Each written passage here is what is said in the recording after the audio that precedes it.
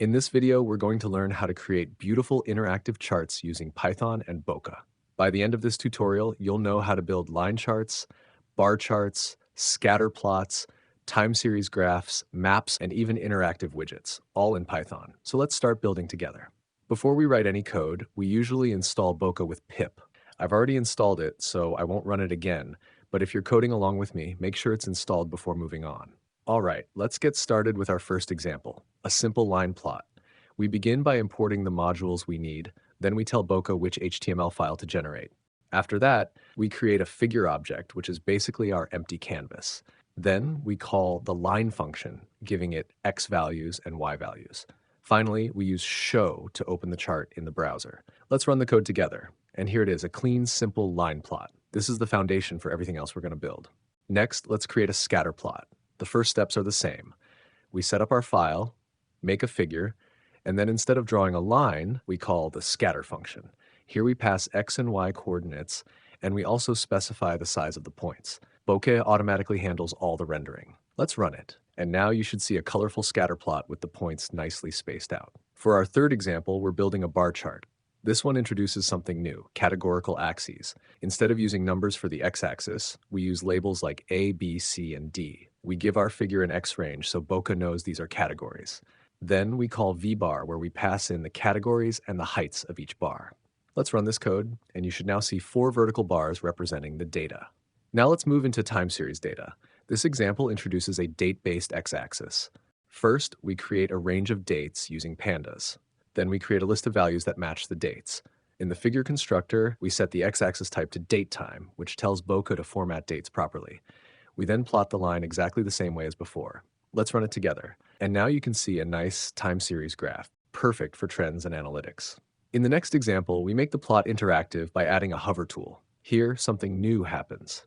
In the constructor of the figure, we add tools equals hover. That's all it takes. Bokeh automatically shows pop-up data labels when you hover over points. We draw a few circles on the chart, run the code, and now try hovering with your mouse. You should see the exact x and y values for each point. Now let's draw multiple lines in one plot. This example teaches how to use legends and line styles. First, we create the figure as usual. Then we draw the first line with a normal style and give it a legend label. Next, we draw a second line but with a dashed style so it's easy to tell them apart. We also set the legend position so it's displayed clearly. Let's run it. And now you can see 2 distinct lines with a proper legend. In this example, we place multiple plots on the same page using a grid layout. We start by creating 2 separate figures, one with a line, the other with a bar chart. Then we arrange them side by side using grid plot. It's basically like telling Bokeh, put these 2 charts next to each other. Let's run it together. And now both visualizations appear neatly in one browser window. Next, we work with ColumnDataSource. This is a more advanced concept, but really important for professional Bokeh projects. Instead of passing raw lists directly into the plotting functions, we store all our data inside a ColumnDataSource object. Each key is a column name, and each list is a column of data. Then in the plot, instead of giving numbers directly, we refer to the column names as strings. This makes your data organized and scalable. Let's run it. And now you should see circles whose sizes come from the size column we defined. Now for something really fun, adding interactivity with a slider. Here we switch from static HTML files to the Bokeh server. We create a simple line plot, then create a slider widget with a range of values. Next, we write a small update function that changes the y values based on the slider. Whenever the slider moves, the callback runs, and the chart updates in real time. Let's launch this with the Bokeh server. And now, try moving the slider, the line changes instantly. This is where Bokeh really starts to shine. And finally, we create a world map. This example introduces GeoJSON data.